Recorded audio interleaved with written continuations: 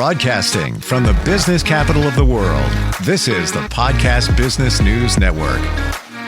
And welcome back, everyone. It is a fact of life. We're going to go through it at some point, and that is dealing with grief. And it comes in many different shapes and forms. Of course, the first thought is grieving the loss of somebody close to you, but it can also be the loss of a relationship, a loss of a job, and so much more. This gentleman helps people navigate through the process and also supports those helping others who grieve. Today, we're going to start with good grief. It's almost like the two words don't go together, but in a way they do. What is good grief? Let's bring him in here. He is an amazing grief coach and somebody who supports many. Cam Taylor is with us. Hey, Cam, how you doing? Doing great. It's good to be here. Yeah, good to have you here. And the first thing I think of when I hear good grief is I think of Charlie Brown. I don't know if your mind goes there, Exactly. But that, being a kid, that was kind of the phrase, good grief, Charlie Brown. But is it possible that even though we look at grief in a negative way, or not the most positive way, because it surrounds a situation that is challenging, is there good grief? Yeah, that phrase always caught my attention. And as I thought about what is it that I've learned and what is it about grief that I really have, I want to help others with. And good grief is not definitely, as you mentioned, it's not about good grief, Charlie Brown, more of a negative connotation. Think of the word good as something like a good piece of wood is good all the way through. And I like the word, probably a better word than good is thorough grief. And it's good in that sense, in that thorough grief, good grief is grief that goes down into your experience so that you can actually come out the other side, not having forgotten your grief, because grief travels with us, but having gotten to the bottom of some of that pain.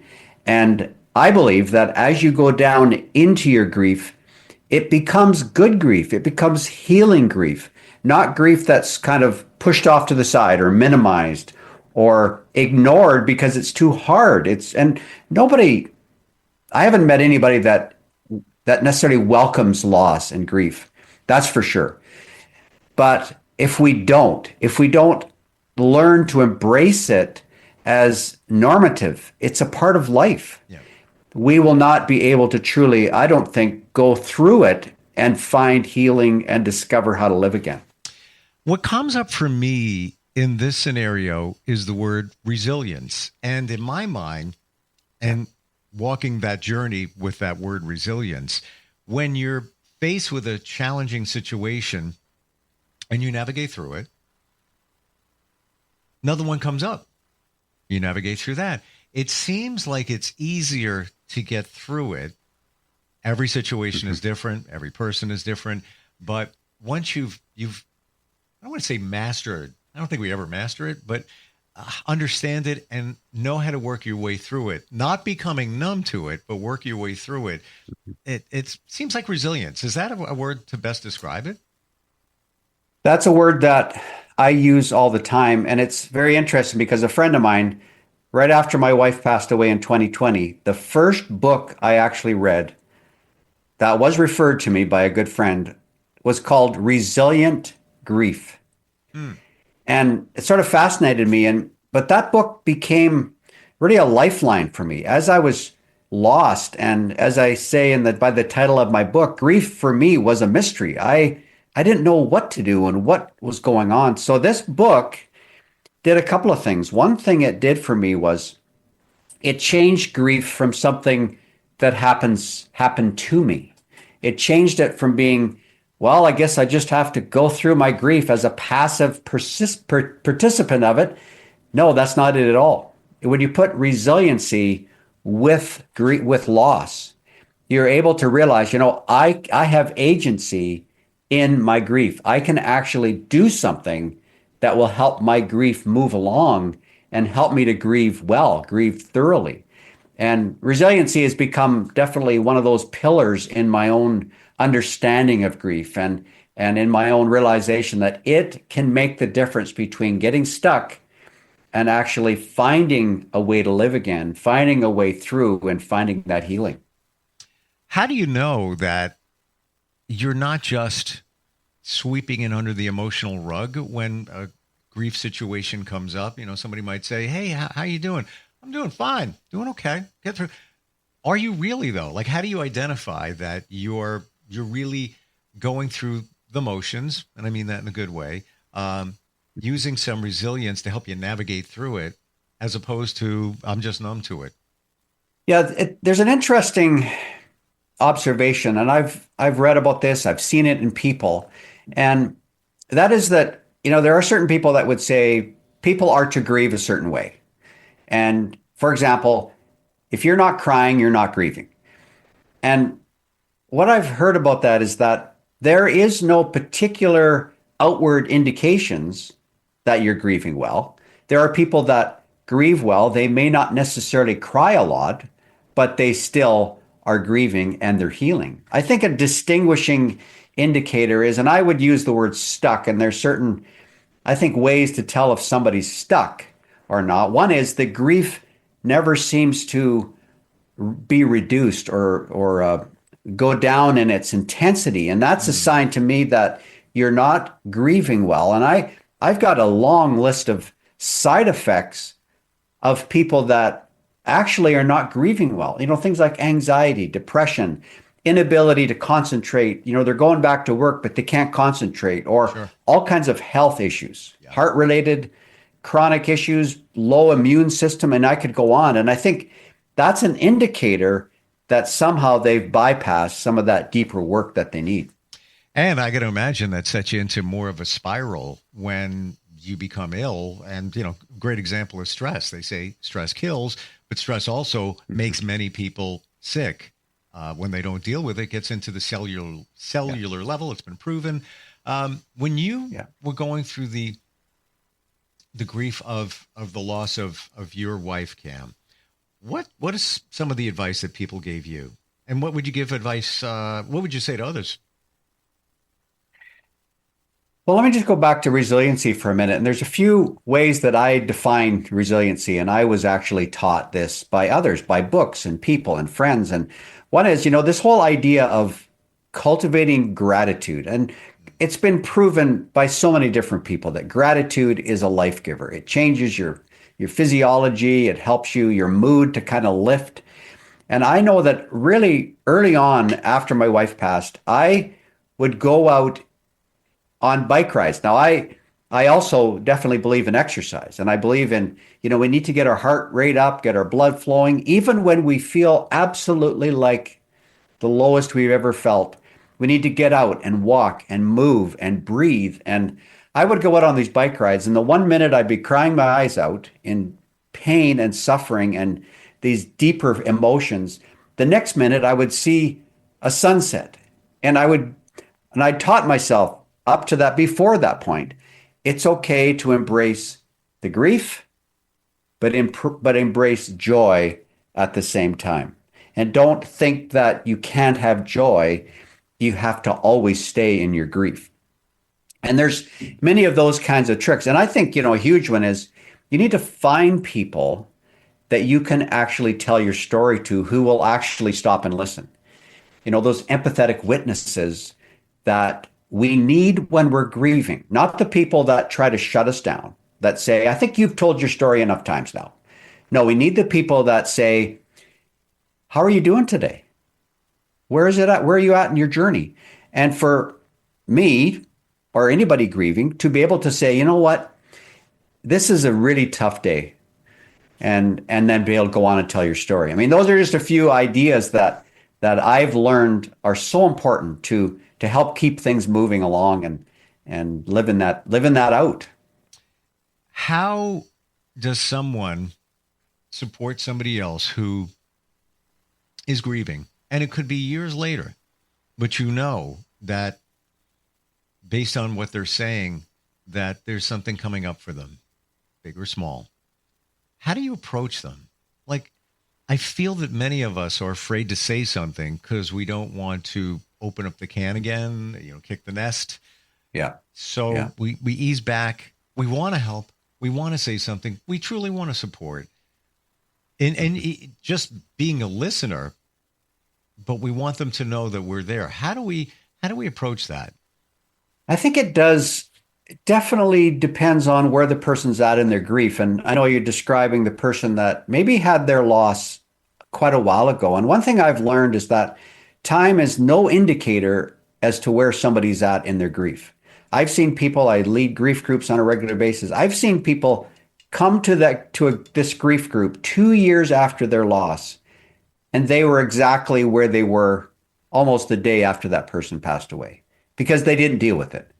So how do you respond? I think you respond with your default needs to be just show up, be present, don't have an expectation, and don't probe really too much other than curiosity. And depending on the relationship, you just ask them, so how are you doing?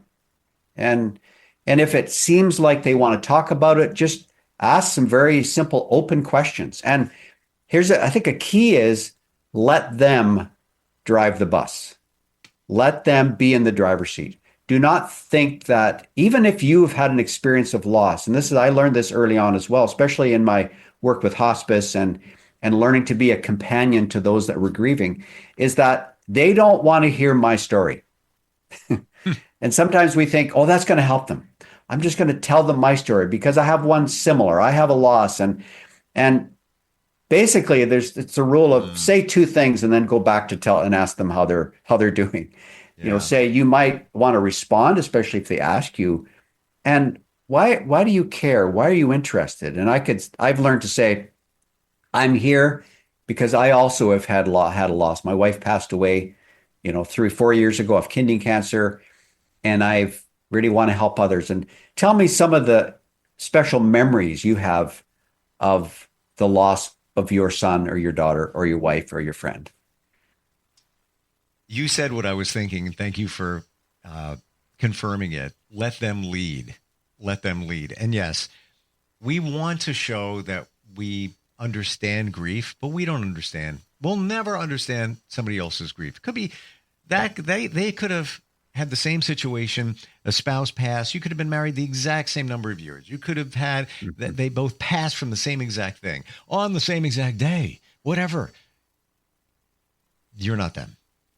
So Don't try to be, but show empathy. I understand my spouse passed. Yeah. I'm going hypothetical. And like you said, now engage them, and it may be a favorite memory. What was your last, a cool memory that you had? Memories always come up. And to your point just a moment ago, that it could be 2 years and it's like the day after. The subconscious mind holds on to pretty much everything. It could be 20 years ago. And everything is okay. And then one little thing comes up and then you find, some tears. You haven't dealt with it. Maybe you didn't know you needed to deal with it. But it's there in you. It's there in you. And maybe, for a good reason. I don't know. Yeah, no, for sure. For sure. And a thing that really struck me was, and I learned this from a Stoic philosopher, Seneca. He was talking to a friend of his and he wrote many letters that really have provided me quite a bit of insight. And one of the things he observed is that he had this friend that wouldn't actually name the name of her son who had passed away.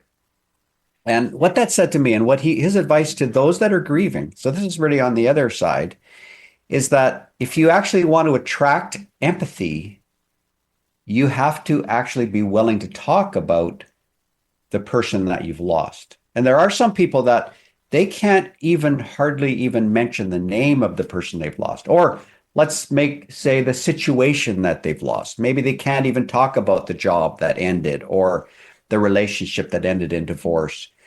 That's going to make it hard for the empathetic witness to support you. So it kind of works both ways. And I know that if I'm the empathetic witness who really wants to support people, I do rely on them to actually be willing just to kind of pull back the curtain a little bit. And because it is a little bit scary, especially if you've been burned before as the grieving person and you've been shut down. I think then we who are trying to support those grieving people, we need to learn to be extremely kind and patient and show them that we genuinely care by not being pushy or opinionated or giving advice and all those things. let's go back to some of the beginning points when grief takes place. You personally, I'm sure you got the news that, at some point your wife had cancer. How did you deal with that? That was a very hard day. And it was hard because cancer's hard, but also because it came as a complete shock. And it came from a person that I didn't even want to believe. COVID had just started. I had taken her to the hospital to emergency, had to drop her off at the sidewalk, and they wheeled her in. She was in so much pain, and we didn't know why. It was this back pain that was so terrible. And I remember her texting me. I'm sitting out by the side of the road because there's no place to go. And she texts me and says, the emergency doctor says that I have kidney cancer. And I said, who does he think he is? And I was so upset and angry and, angry at cancer and angry at everything, at the world, really. And eventually, well, the next day it was confirmed by her family doctor. And then shortly after that, I was sitting in a parking lot, just kind of, I like to journal. I was a journaler before that happened. Then I really ramped that up. But I was reflecting on some things and I saw a bumper sticker across the parking lot. It was the letters F, U, and then a ribbon, a cancer ribbon. And I thought, yeah, that's it. I'm going to take a picture of that and send it to my wife. And yeah, this cancer. But it's like in that moment, something hit me. I was reading something and it was along the lines of, and a lot of Stoic philosophy has this same kind of idea, and a lot of the beliefs that I have are very similar, that you have to watch that you don't sort of turn on your circumstances. You don't sort of rail against your circumstances. And it was a shift in my thinking that said, you know what? I have no control over what happens to me, including cancer. And if I let that cancer, that bitterness take root, that anger, I knew what that would result in. I would become just a toxic mess. So I made a decision sitting in that parking lot. I am going to receive this news, not because I like it and not because it's a good thing, because it is an evil thing. It's a terrible thing, but because it will wreck me if I turn on it and I become bitter that this has happened to me. And I said to myself, I cannot control the fact that cancer's come into my family, and that we didn't know yet if my wife was going to die, when she was going to die. We knew it was serious, but the prognosis came later. But that shift in my thinking, where it's how I chose to respond in my circumstances rather than to them and react to them. And I became the best caregiver my wife had for those last few weeks. Just 6 weeks we had after that. And she'd say to me, you're my favorite caregiver. We had care aides coming in and we had hospice set up at home. And I just felt so much love for her, for the people that were around us, and from the people that I was able to, finish her life with her, along beside her, with a heart that wasn't bitter, that wasn't sort of, and I know it's so challenging, and I'm not saying this is easy, but I think you have to make that choice that says, you know what, life will pass out some pretty rotten lemons, pretty rotten fruit, pretty rotten deals. And we cannot control so much of what happens to us, but we can choose our response in the midst of that. Thank you for sharing that. Powerful. And a lot of it is principles of positivity, coaching. Some keywords I've gotten from you here today: gratitude, practicing it, journaling, realizing that you can only control what you can control. And we all have a choice. We all have a choice. What are we going to do in the next 5 seconds, the next 5 minutes, 5 days, 5 years? That is our choice. Now, there are some things that present themselves. It's out of our control, but we do have the choice of how we're going to deal with it. And you chose to deal with it in a certain way that was the best for your wife and you too, so you could have the best time together, at that moment. Is any of this easy? No. Um, Right. Journaling. I want to go there for just a moment. You mentioned it. I only just started, I'm embarrassed to say, I only just started journaling like 4 months ago. Um, Okay. and not on a regular basis. And I'm going to share, and I want your feedback on this. And if you, it's relatable. When I first started journaling, it was good. I was like dumping things out. It was great. And I found myself journaling less and less every day and skipping days. And then I thought, well, why am I doing that? And then I realized that I was journaling negative things instead of Mm-hmm. journaling some of the positive things. And it was almost as Yeah. if I was that person that we never want to be around. The Debbie Downer, Mm. the nasty Nancy, those Yeah. people, oh, here it comes again with more negativity. So I was the negative person in my life. And it Mm. wasn't anything Yeah. bad, but I was journaling negative things until I Yeah. flipped it around. Did you ever Mm. get caught in that rabbit hole? Oh, I probably did. I don't remember when I did, but I know that journaling definitely is where I lay out all the crap, all the negativity. I definitely put that there. But I do think I've trained myself or I've learned this. I put enough positivity into my journaling that the tone of it is not negative. The tone is more, this is my authentic self showing up here. And I usually combine journaling with different kinds of readings that I do, and then I'll write down the Hmm. phrases and the quotes that Ooh, really resonate. ooh. And I am a fairly positive guy, but to be honest, I don't think optimism alone is not enough. It's not just being positive. It's what I would call I call it tempered optimism. And I learned that from I mean one of the guys that talked about it is Stockwell Day who endured not Stockwell Day, Stockwell. It's the Stockdale paradox. I know I learned that in a book originally, but he was a Vietnam prisoner of war prisoner, and he talked about this whole problem they had of not just being optimistic in prison, but they needed to be able to have a way to deal with the grind of prison. So they learned little codes that they could stay connected, and they did believe they'd get out, but it wasn't just about that. It was also about we've got to deal with the brutal facts of this. And Hmm. so journaling for me is definitely a in the moment, my present reality, reflecting on say yesterday or what I'm hoping for today. It's gratitude, it's what are my plans for the day? What am I hearing? I mean, so Hmm.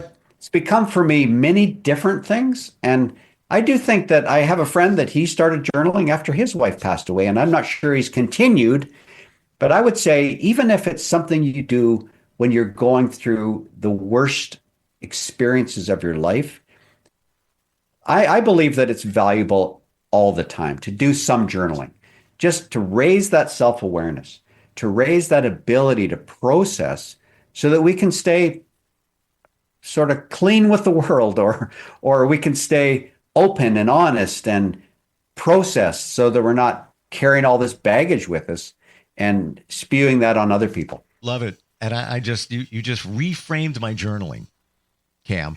Thank you. No, you really Good, did. good. Because now I'm seeing it more as a portal for everything instead of just, spewing or just a couple of thoughts. Like I have post-it notes all over. People like you say things and it resonates Yeah, with me.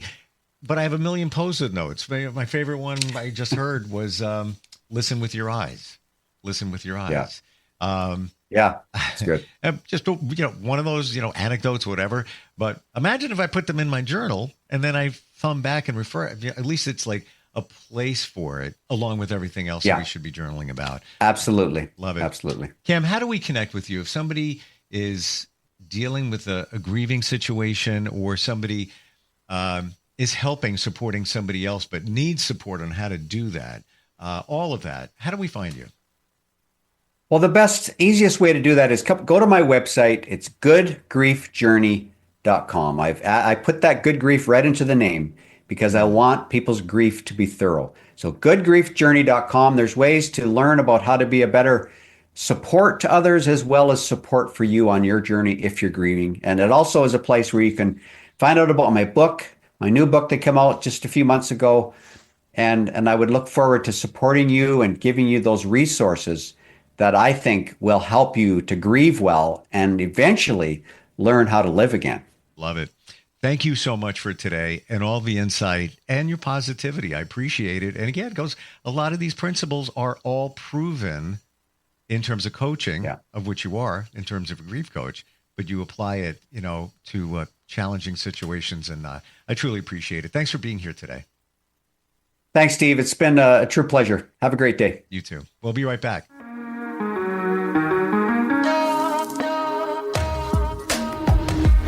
Broadcasting from the business capital of the world, this is the Podcast Business News Network.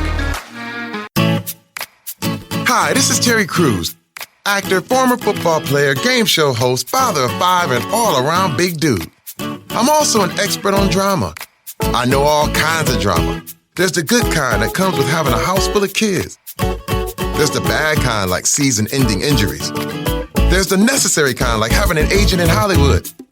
And there's silly drama, like the drama around my percolating pectorals. And then there's the drama you can skip. Skip the drama that comes with not having your high school diploma or equivalency. Find free adult education classes near you and finish your high school diploma. Visit finishyourdiploma.org. Or text diploma to 97779. Message and data rates may apply. Reply STOP to opt out. That's diploma to 97779. And leave the drama to actors like me. Brought to you by the Dollar General Literacy Foundation and the Ad Council.